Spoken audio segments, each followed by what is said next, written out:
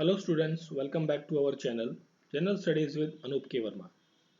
हम लोग कर रहे हैं क्वेश्चन आस्क्ड इन 2022 जो डिफरेंट एग्जाम्स आपके होते जा रहे हैं ऑल इंडिया लेवल पे, या फिर हम स्टेट लेवल की भी बात करें तो वहाँ पर जो जो क्वेश्चंस हो रहे हैं उन सभी क्वेश्चंस को, स्पेशली जीएस, जीके और करंट अफेयर के क्वेश्चंस को हम यहाँ पर इस पर्टिकुलर सीरीज के अंदर कवर कर रहे हैं। इस सीरीज के अंदर अब तक हमने 11 सेट्स कवर कर लिए हैं और ये है हमारा 12वें नंबर का सेट। तो चलिए बढ़ते हैं अपने 12वें सेट की तरफ। I hope so video series आप लोगों को अच्छी लग रही होगी।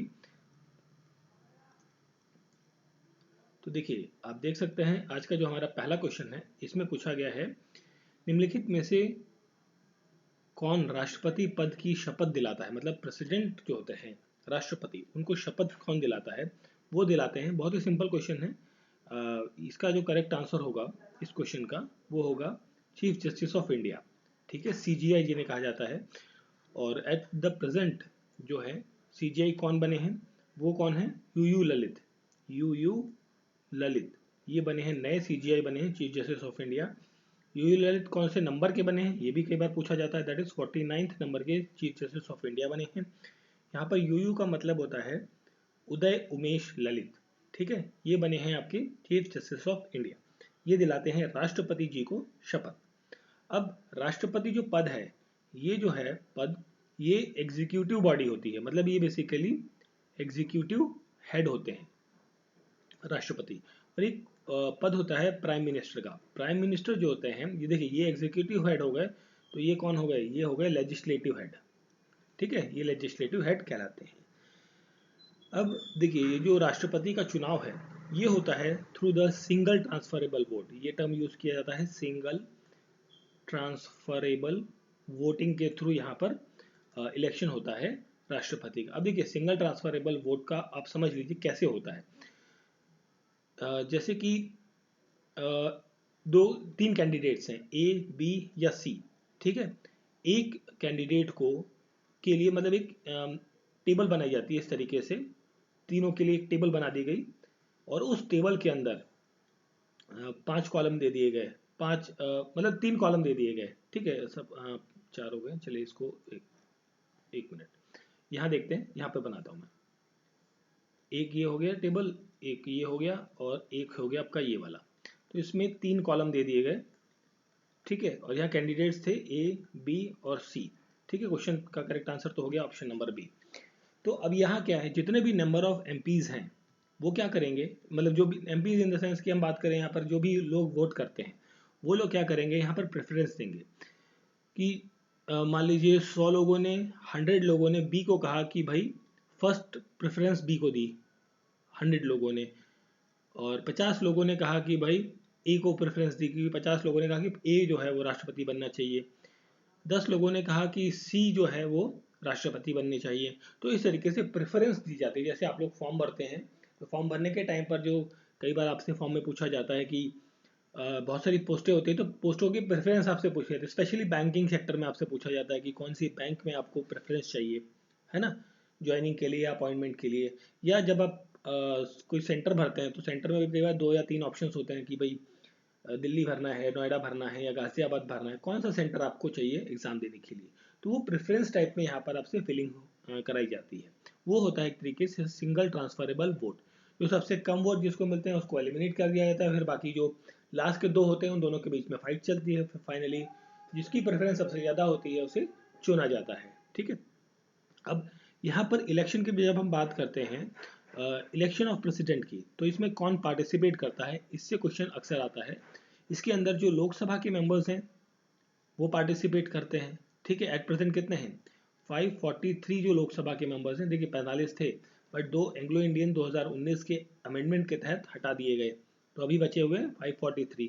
इतने लोग पार्टिसिपेट करते हैं लोकसभा से, प्लस राज्यसभा के जो लोग हैं वो पार्टिसिपेट करते हैं। ठीक है, राज्यसभा के लोग, और प्लस साथ में यहाँ पर पार्टिसिपेट करते हैं एमएलएज। एमएलएज कौन से? जो 28 राज्य हैं देश के अंदर, वहाँ पर जितनी भी विधान सभाएं हैं, उन विधान सभाओं के जितने एमएलएज हैं, इलेक्टेड मेंबर्स, वो पार्टिसिपेट करते हैं। प्लस दिल्ली एंड पुडुचेरी, ठीक है। दिल्ली एंड पौंडीचेरी, यहाँ पर भी विधानसभा है। यहाँ पर जो आपके दिल्ली और पौंडीचेरी, यहाँ पर भी विधानसभा है, तो यहाँ पर भी जो एमएलए होंगे वो लोग पार्टिसिपेट करते हैं। मतलब पार्टिसिपेशन यहाँ पर उन लोगों का होता है। और साथ में यहाँ पे कौन लोग होते हैं, इलेक्टेड मेंबर्स होंगे, इलेक्टेड, ठीक है। राज्यसभा के इलेक्टेड मेंबर्स होंगे, नॉमिनेटेड नहीं होंगे यहाँ पर, ठीक है। ठीक है, तो मतलब इलेक्टेड मेंबर्स यहाँ पर 238 इलेक्टेड मेंबर्स पार्टिसिपेट करते हैं। जितने भी आपके एमएलएज होंगे यहाँ पर, इतने एमएलएज होंगे, वो सब पार्टिसिपेट करते हैं इलेक्शन के अंदर।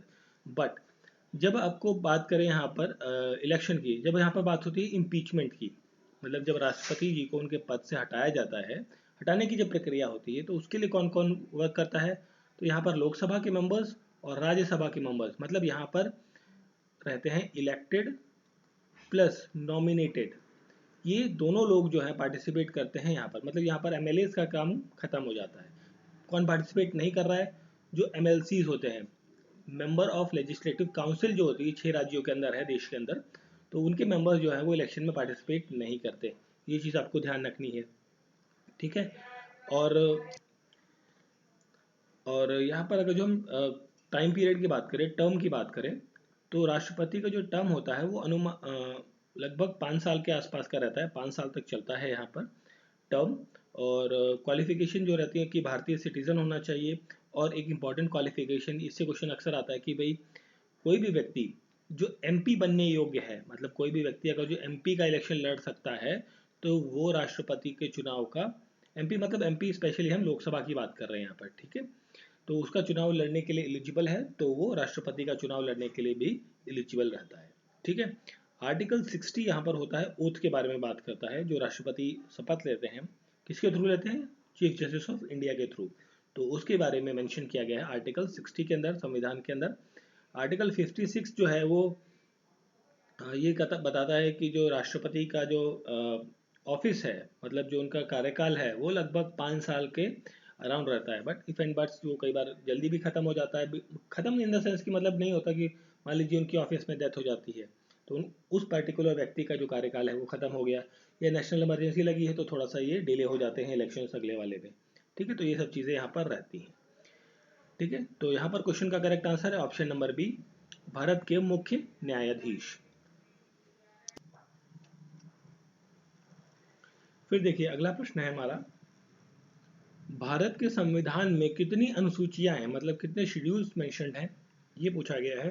तो ये है 12। बहुत ही सिंपल क्वेश्चन था, सभी को पता होगा, बट 12 के 12 के आपको पता होना चाहिए कि कौन कौन सी वो शेड्यूल्स हैं। देखिए फर्स्ट शेड्यूल जो है, जिसके अंदर नेम ऑफ द स्टेट्स के बारे में या टेरिटोरियल जुरिडिक्शन के बारे में यहाँ पर बात करी गई है। नेम ऑफ द स्टेट या कंट्री के बारे में इसमें बात करी गई है फर्स्ट शेड्यूल के अंदर।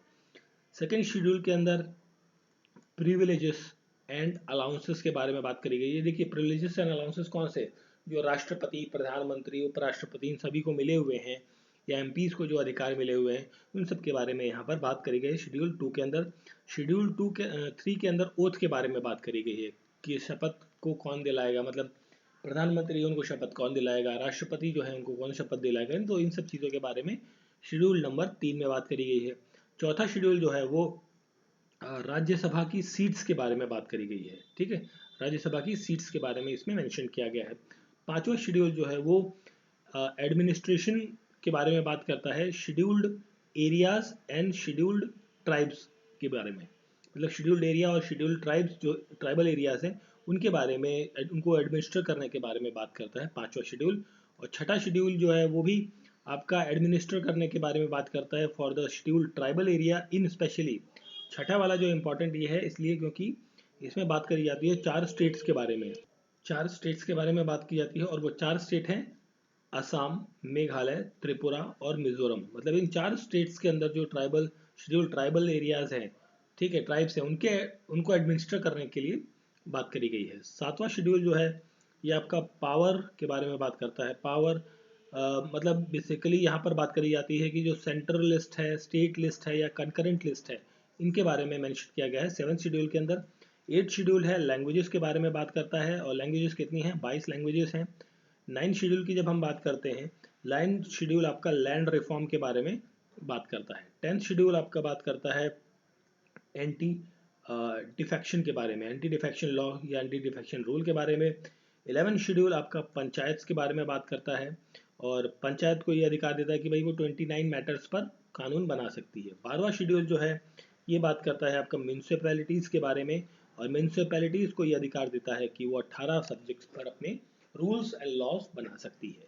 ठीक है, तो ये थे आपके पूरे के बारे 12 आपको कीवर्ड्स मैंने बताया जिससे आप आइडेंटिफाई कर सकते हैं इजीली कि कौन सा शेड्यूल जो है वो किस चीज़ के बारे में बात कर रहा है। यहाँ पर 12 is the correct answer, question number D, option number D यहाँ पर रहेगा करेक्ट आंसर।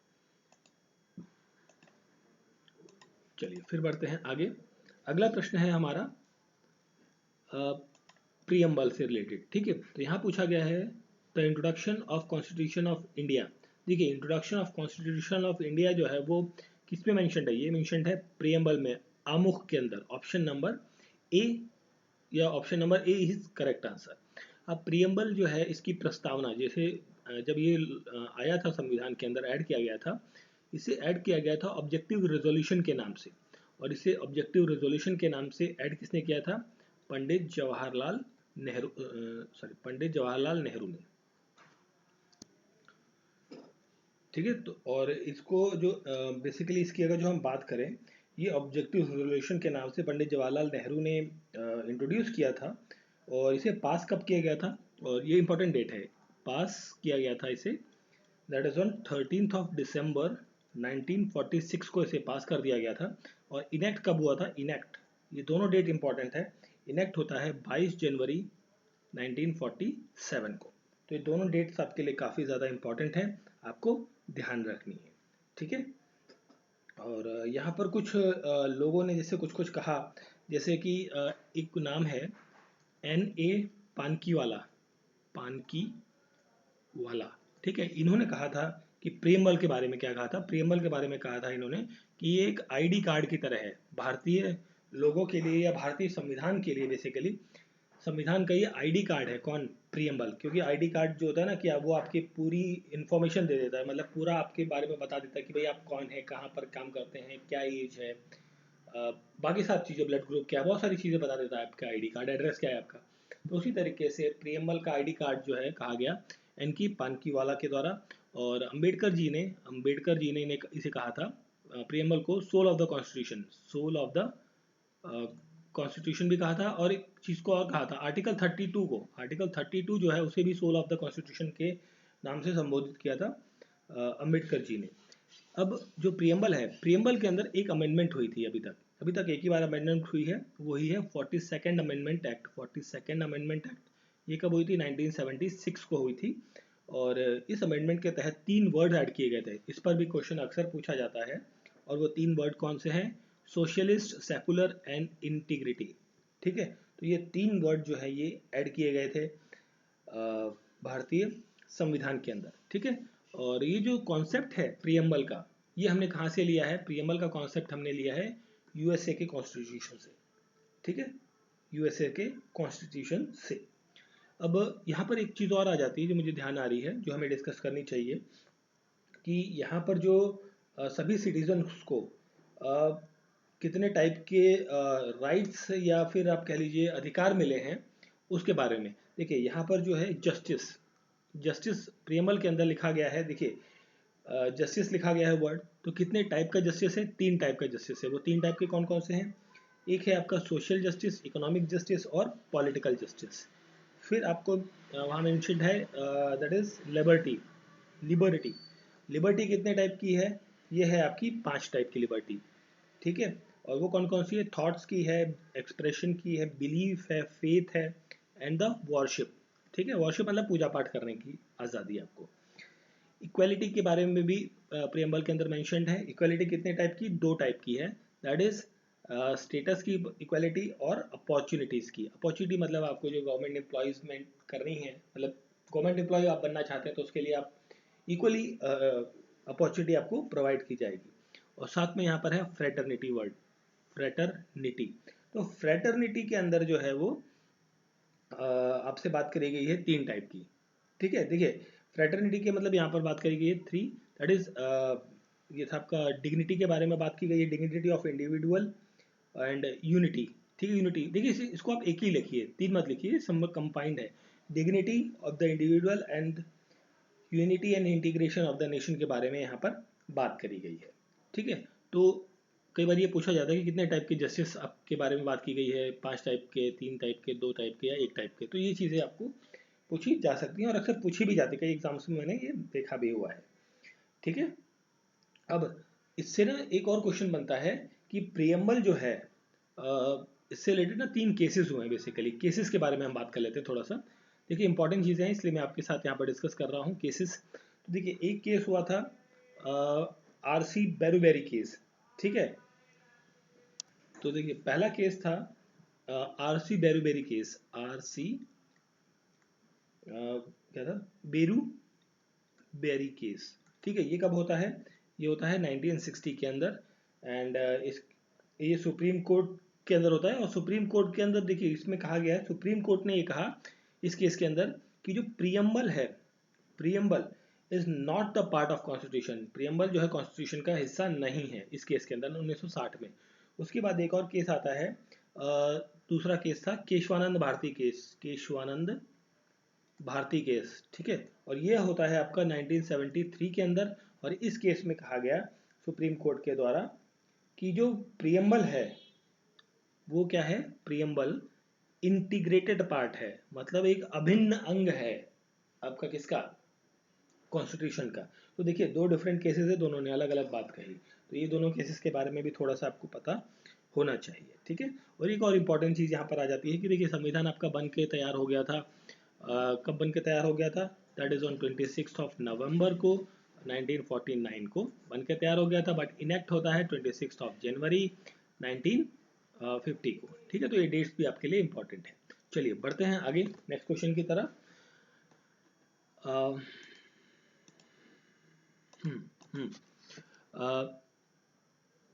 कहाँ गया, ओके। नेक्स्ट क्वेश्चन है, यहाँ पर पूछा गया है कि लोकसभा में चुनाव के लिए अर्हता प्राप्त करने के लिए न्यूनतम आयु सीमा, मतलब यहाँ सिंपली ये पूछा है कि लोकसभा का इलेक्शन आपको लड़ना है, आपको एमपी बनना है, ठीक है, लोकसभा के अंदर, तो आपकी एज या क्वालिफिकेशन के बारे में यहाँ पूछा गया। तो एज जो है यहाँ पर 25 ईयर्स होती है। ऑप्शन ए यहाँ पर करेक्ट आंसर है। क्वेश्चन बहुत सिंपल है, ठीक है, बहुत दिमाग लगाने वाला नहीं है, डायरेक्ट क्वेश्चन है, सिंपल क्वेश्चन है। बट इसके साथ में हम जो एडिशनल फैक्ट्स देखेंगे वो इंपॉर्टेंट है आपके लिए। 25 साल तो है, 25 ईयर्स की तो एज चाहिए चाहिए। ये मेंशन्ड है किसके अंदर, आर्टिकल 84 के बी वाले सेक्शन के अंदर एज के बारे में मेंशन्ड है। ठीक है, तो ये क्वेश्चन पूछा जा सकता है कि 84 आर्टिकल बी के अंदर क्या मेंशन्ड है, that is age of the MPs for election in the Lok Sabha. ठीक है, और एट प्रेजेंट जो हमारी लोकसभा चल रही है कौन सी वाली है, यह 17th लोकसभा चल रही है इस टाइम पर। और इसके अंदर कितने मेंबर्स हैं, 543 मेंबर्स अभी इलेक्टेड हैं पार्लियामेंट के अंदर। ठीक है, अब यहाँ पर कौन इलेक्शन लड़ सकता है, देखिए एक तो होता है इंडियन सिटीजन हो, ये तो भाई नॉर्मल चीज़ है। उसके बाद बात होती है कि 25 साल का भाई पूरा हो गया हो, ये भी ठीक है। इसके बाद क्या बात होती है कि वो हो must be a voter, must be a voter, voter होना चाहिए, मतलब उसका नाम जो है वोटिंग लिस्ट में होना चाहिए, of any part of the any parliament any any parliamentary constitution constituency. ठीक है, मतलब किसी भी संसदीय क्षेत्र के अंदर उसका नाम होना चाहिए लिस्ट के अंदर। मतलब जैसे हमारे मोदी जी की बात करें तो मोदी जी मूलतः निवासी कहाँ के हैं, गुजरात के। उनका जो वोटर लिस्ट के अंदर नाम है वो गुजरात की जो वोटर लिस्ट है उसके अंदर उसका नाम, उनका नाम मेंशन्ड है। ठीक है, बट उन्होंने इलेक्शन कहाँ से लड़ा, वाराणसी से। ठीक है, तो उसी तरीके से कोई भी व्यक्ति देश के किसी भी हिस्से में रह रहा है या कहीं भी उसका मतलब वोटर लिस्ट में नाम है, वो किसी भी दूसरे क्षेत्र से जाके इलेक्शन लड़ सकता है। ठीक है, तो ये क्वालिफिकेशन हो गई यहाँ पर। और यहाँ पर लिखा हुआ 35 ईयर ऑफ एज। एज 35 किसके लिए होती है, प्रेसिडेंट। राष्ट्रपति बनने के लिए आपको एज कितनी चाहिए, 35 ईयर्स मिनिमम आपको एज चाहिए होती है। प्रधानमंत्री अगर जो बनना है तो पीएम बनने के लिए भी आपकी एज जो है वो 25 ही है। क्योंकि देखिए पीएम कौन बनेगा, जो एमपी बनेगा, एमपी की 25 है तो पीएम बनने की भी एज क्या हो गई, 25 हो जाती है। और चीफ जस्टिस ऑफ इंडिया का नाम आता है सीजीआई का, तो उनकी देखिए मिनिमम एज का तो नहीं, बट यहाँ पर है मैक्सिमम एज इंपॉर्टेंट है, मैक्सिमम 65 ईयर्स तक वो चीफ जस्टिस ऑफ इंडिया, कोई भी व्यक्ति अगर जो चीफ जस्टिस ऑफ इंडिया बना है तो वो 65 ईयर्स तक अपने पद पर बना रह सकता है। ठीक है। और लोकसभा का जो स्पीकर है, स्पीकर, उसकी एज के बारे में बात करें अगर जो पूछे कभी, तो वो भी 25 ही होगी। क्यों? क्योंकि जो लोकसभा का स्पीकर है वो भी तो उन्हीं एमपी में से ही है जो आपके चुन कर आए हैं। कितने? 543 एमपी जो चुन कर आए हैं, उन्हीं में से तो कोई एक व्यक्ति जो है वो स्पीकर ऑफ द लोकसभा बनेगा। ठीक है, चलिए फिर बढ़ते हैं आगे। और इसको ओके, ये क्वेश्चन है, इसको थोड़ा बड़ा करता हूँ मैं। तो यहाँ पर आपसे पूछा गया है, dash is the source of concept of fundamental rights in the constitution. अब यहाँ ये पूछा गया है कि कौन से सोर्स से जो फंडामेंटल राइट का कॉन्सेप्ट है हमने लिया है, वो लिया है हमने, सिंपल है, बहुत क्वेश्चन सिंपल है, यूएसए के कॉन्स्टिट्यूशन से लिया है। और यूएसए के कॉन्स्टिट्यूशन से जब हम बात करते हैं यूएसए के, तो वहाँ पर फंडामेंटल राइट नहीं, वहाँ पर बिल ऑफ राइट्स के नाम से लिखा गया है। यूएसए के अंदर बिल ऑफ राइट्स के नाम से ये चीज़ें लिखी गई हैं। देखिए, एक तो फंडामेंटल राइट हमने लिया है यूएसए से, और लिया है हमने इंडिपेंडेंस ऑफ जुडिशरी, जुडिशरी का जो स्वतंत्र कार्यभार है उसके बारे में भी हमने यहीं से लिया है। जुडिशियल रिव्यू का जो कॉन्सेप्ट है उसको भी हमने यहीं से लिया है। इम्पीचमेंट प्रोसेस प्रेसिडेंट का, वो कॉन्सेप्ट भी हमने यहाँ से लिया है। रिमूवल ऑफ सुप्रीम कोर्ट जज, supreme court and high court के जजेस को जो हटाने की प्रक्रिया है, वो कॉन्सेप्ट भी हमने कहाँ से लिया है? यूएसए के कॉन्स्टिट्यूशन से लिया है। वाइस प्रेसिडेंट का जो पद है, ये भी हमने कहाँ से लिया है? यूएसए के कॉन्स्टिट्यूशन से लिया है।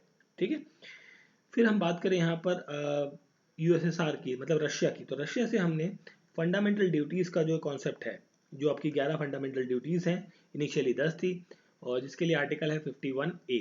तो ये सारी चीज़ें जो हमने कहाँ से ली हैं? रशिया से ली हैं।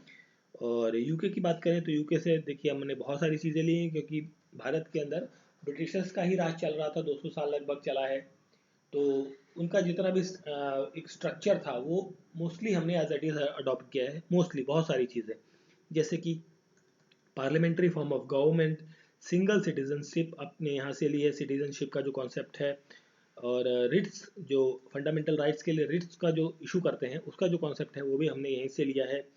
प्रोसीजर इस्टेब्लिश्ड बाय लॉ, ये कॉन्सेप्ट भी हमने यहीं से लिया है। ठीक है, जापान से ठीक है, तो मतलब इतना ही है। चलिए फिर बढ़ते हैं आगे। इस क्वेश्चन का करेक्ट आंसर है ऑप्शन नंबर ए।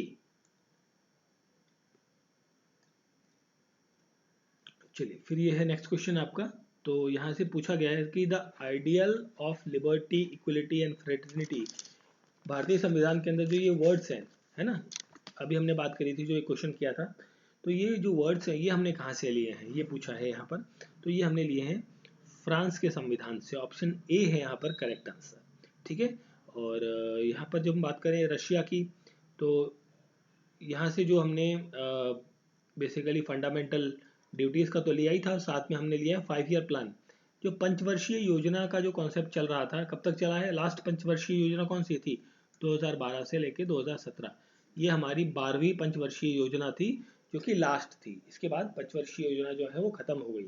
ठीक है, इसके बाद हमने पंचवर्षीय योजना नहीं बनाई है, उसके 2017 के बाद। ये हमारी लास्ट पंचवर्षीय योजना थी। ये भी क्वेश्चन कई बार पूछा जाता है। फर्स्ट पंचवर्षीय योजना कौन सी थी? 1951 से 56 के बीच में। ठीक है, तो ये कॉन्सेप्ट हमने रशिया से लिया है। और फ्रेंच रिवॉल्यूशन से, बेसिकली कॉन्स्टिट्यूशन कह लीजिए या फ्रेंच रिवॉल्यूशन से, हमने ये जो 3 वर्ड हैं, लिबर्टी, इक्वलिटी और फ्रेटर्निटी या यूनिटी ऑफ इंडिया, ये जो कॉन्सेप्ट है हमने यहीं से बोरो किया है। ठीक है, चलिए बढ़ते हैं आगे नेक्स्ट क्वेश्चन की तरफ। तो हमारा अगला प्रश्न है,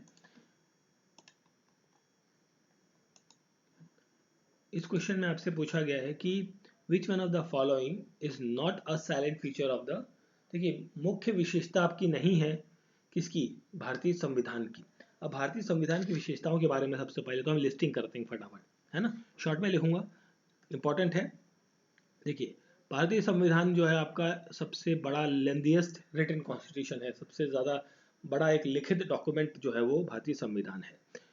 दूसरा है, लेंथ की बात कर रहे हैं यहाँ पर, ठीक है, और लिया गया है कहाँ से? वेरियस सोर्सेज से इसे लिया गया है। ठीक है, मतलब इसके जो कॉन्सेप्ट्स हैं, चीज़ें हैं, वो हमने डिफरेंट डिफरेंट देशों के कॉन्स्टिट्यूशन से मिलाकर हमने एक बेस्ट चीज़ बनाई है। फिर इसके अंदर एक प्रियम्बल है, प्रियम्बल का कॉन्सेप्ट भी यहाँ पर दिया गया है, जो कि आईडी कार्ड के बारे में बात करता है। थर्ड की बात करें तो यहाँ पर एक डेमोक्रेटिक डेमोक्रेटिक सिस्टम आपको देखने को मिलता है। यहाँ पर आपको देखने को मिलता है India is a republic, India is a republic, ठीक है। और फिर हम बात करें, इंडिया एक यूनियन है, यूनियन ऑफ स्टेट्स है, स्टेट्स को मिलाकर एक तरीके से राज्य बना, मतलब देश बना है। यहाँ पर आपको fundamental rights and fundamental duties का जो कॉन्सेप्ट है वो देखने को मिलता है, और साथ में DPSP का कॉन्सेप्ट भी देखने को मिलता है। और यहाँ पर आपको देखने को मिलता है पार्लियामेंट्री सिस्टम, पार्लियामेंट्री सिस्टम आपको यहाँ देखने को मिलता है। साथ में आपको मिलता है federal structure, federal structure of the government आपको देखने को मिलता है। साथ में यहाँ पे 10th लिखता हूँ। एंड यहाँ पर मिलता है यूनिवर्सल एडल्ट फ्रेंचाइज, मतलब जो 18 साल के ऊपर के व्यक्ति हैं, लोग हैं, उनको वोट देने का जो अधिकार है वो मिलता है भारत के संविधान के तहत। और 11वां पॉइंट की जब हम बात करें, 11th पॉइंट की, सिंगल सिटीजनशिप, एकल नागरिकता, जैसे अमेरिका में है 12 नागरिकता, मतलब वहाँ पर 12 सिटीजनशिप है, मतलब एक पर्टिकुलर देश की और पूरे कॉन्टिनेंट की, ठीक है। तो मतलब वहाँ पर सिटीजनशिप 2 तरीके की ली जाती है। और यहाँ पर एक इम्पॉर्टेंट पॉइंट आता है इंटीग्रेटेड जुडिशरी, इंटीग्रेटेड जुडिशरी का जो कॉन्सेप्ट है वो भी भारत के अंदर देखने को मिलता है। इंटीग्रेटेड के साथ में इंडिपेंडेंट जुडिशरी भी है यहाँ पर। और यहाँ पर अमेंडमेंट भी रहता है, that is amendment of constitution भी देखने को मिलता है। मतलब यहाँ पर भारतीय संविधान जो है वो ना ही बहुत ज़्यादा रिजिड है, ना ही बहुत ही ज़्यादा फ्लेक्सिबल है, वो एक मॉडरेट कंडीशन में आपको यहाँ पर अमेंडमेंट यहाँ पर देखने को मिलते हैं। जुडिशियल रिव्यू का फिर हम बात करें, चौथा पॉइंट, जुडिशियल रिव्यू का जो कॉन्सेप्ट है वो भी हमें यहाँ पर देखने को मिलता है। एंड बेसिक स्ट्रक्चर या फिर डॉक्ट्राइन ऑफ बेसिक स्ट्रक्चर की जब हम बात करते हैं, वो चीज़ भी आपको यहाँ पर भारतीय संविधान के अंदर देखने को मिलती है। भारतीय संविधान के अंदर इंडिपेंडेंट बॉडीज़ बहुत सारी देखने को मिलती हैं, जैसे कि आपका इलेक्शन कमीशन है, CBI है, आपका ED है, या फिर आपका जो भी बहुत बहुत सारी संस्थाएं हैं, CAG है, CWC है, इस तरीके की जितनी भी संस्थाएं हैं, स्वायत्त संस्थाएं, वो देखने को मिलती हैं। और साथ में यहाँ पर आपको देखने को मिलता है 3 tier system, government system, that is Panchayat Raj system, जो 3 लेवल पर देखने को मिलता है। तो ये सारे क्या हैं, सेलिएंट फीचर्स हैं भारतीय संविधान के। आते हैं प्रश्न के ऊपर, तो इसमें पूछा गया है नहीं है, तो यहाँ पर देखिए 3 टियर सिस्टम की हमने अभी बात करी, ये है। यूनिवर्सल एडल्ट फ्रेंचाइज यहाँ पर बात करी, ये भी है। Directive principle of state policy, ये रहा, ये भी है। शॉर्ट रिटन कॉन्स्टिट्यूशन, नहीं शॉर्ट कहाँ है भाई, यहाँ पर हमने देखा था ना, लेंदीएस्ट है, सबसे बड़ा लिखा हुआ कॉन्स्टिट्यूशन है। तो प्रश्न का correct answer option number D हो जाएगा, ठीक है। देखिए मैं डिटेल में नहीं गया हूँ सभी चीज़ों की भी कौन कौन सी चीज़ है, बट ये लिस्टिंग जो है वो बहुत इंपॉर्टेंट है। आप यहाँ से भी देख सकते हैं या फिर कहीं और सोर्स से आप देखना चाहें तो वहाँ पे भी देख सकते हैं। तो आपको ये पता होना चाहिए कि मतलब 15-20 टॉपिक्स जो हैं, ये पॉइंट्स हैं, जो सेलिएंट फीचर्स हैं, इंपॉर्टेंट फीचर्स हैं हमारे संविधान के, उनके बारे में मतलब उनके नाम तो एटलीस्ट आपको ज़रूर पता होने चाहिए, ताकि इस टाइप के जो क्वेश्चन आए तो वो आप गलत ना करें। चलिए बढ़ते हैं अपने अगले प्रश्न की तरफ। तो हमारा अगला प्रश्न है, कैबिनेट मिशन योजना के तहत गठित अंतरिम सरकार का नेतृत्व किसने किया? देखिए जब कैबिनेट मिशन आया था, कैबिनेट मिशन कब आया था, 1946 के अंदर कैबिनेट मिशन आता है, CM नहीं है, कैबिनेट मिशन है। तो ये आता है 1946 के अंदर। इसके तहत जो अध्यक्ष बनते हैं, मतलब उसकी उस गवर्नमेंट को चलाने का जो काम है वो किसने किया था, तो वो किया था पंडित जवाहरलाल नेहरू ने। ऑप्शन नंबर बी यहाँ पर करेक्ट आंसर रहेगा। पंडित जवाहरलाल नेहरू की जब हम बात करते हैं तो इनके पास कुछ डिपार्टमेंट्स थे, जैसे कि एक्सटर्नल अफेयर्स मिनिस्ट्री या कॉमनवेल्थ का जो डिपार्टमेंट है, कॉमनवेल्थ रिलेशनशिप, इसका जो डिपार्टमेंट है वो था जवाहरलाल नेहरू के पास।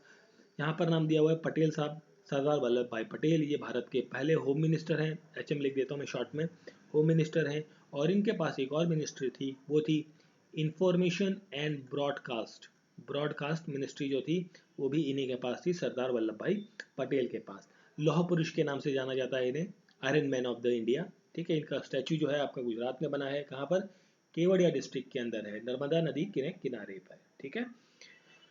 एंड फिर हम बात करें, देखिए यहाँ पर कुछ और नामों के बारे में हम चर्चा कर लेते हैं, जैसे डॉक्टर राजेंद्र प्रसाद है, राजेंद्र प्रसाद, ठीक है।